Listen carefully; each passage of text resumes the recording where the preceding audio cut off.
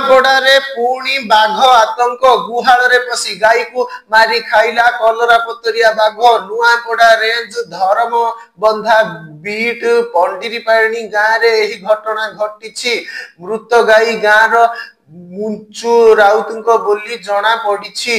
विलंबित राति रे गाई रड़ी छाड़िबारु घर लोके उठी पड़िथिले। परिवार लोके बाघ को देखिथिबा कहिसंती। खबर पाई मध्य दीर्घ 12 घंटा पर घटना स्थल रे वन विभागीय कर्मचारी माने पहुंची छंती।